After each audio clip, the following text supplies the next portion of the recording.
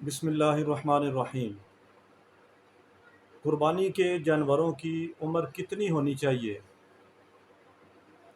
اس سلسلے میں گزارش یہ ہے کہ قربانی کے جانوروں کے لیے جس عمر کا اعتبار کیا جائے گا اس عمر سے مراد قمری سال ہے، شمسی سال نہیں۔ اور پھر قربانی کے جانوروں میں سے اونٹ کے لیے ضروری ہے کہ کم از کم اونٹ کی عمر 5 سال ہو۔ اس کے بعد قربانی کے جانوروں میں سے گائے اور اس کی اصناف یعنی بیل اور بھینس اور کٹے وغیرہ کے لیے یہ ضروری ہے کہ ان کی عمر کم از کم 2 سال ہو۔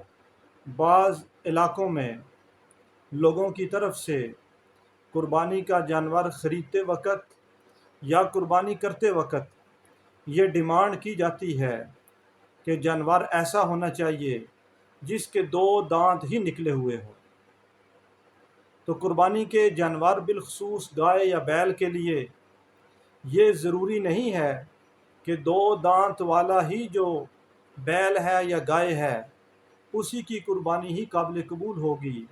دانتوں کا نکلنا یہ قربانی کے لیے ضروری نہیں ہے۔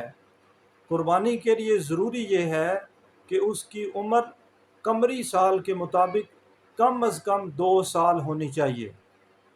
اور پھر بکرے یا بکری اور ان کی اصناف میں سے جو دیگر جانور ہیں ان کے لیے ضروری یہ ہے کہ ان کی عمر کم از کم 1 سال ہو۔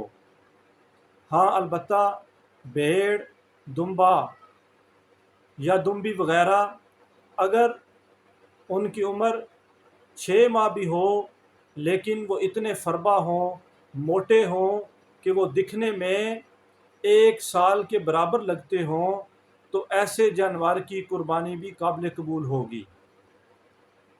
اور اگر بھیڑ اور دمبا وغیرہ عمر تو ان کی 6 ماہ ہے اور دکھنے میں بھی وہ 6 ماہ کے ہی لگتے ہیں تو پھر ایسے جانور کی قربانی قابل قبول نہیں ہوگی۔